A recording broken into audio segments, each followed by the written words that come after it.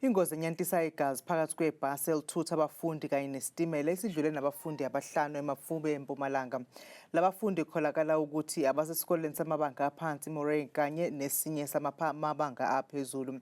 Le ngozi yenzeke ntambama namhlanje ngezithuba zehora lesine emgwaqweni uPenstasi ngaphandle kwaseMiddelburg. Okwamanje bahlanu abafundi osekuqinisekisiwe ukuthi bashonile.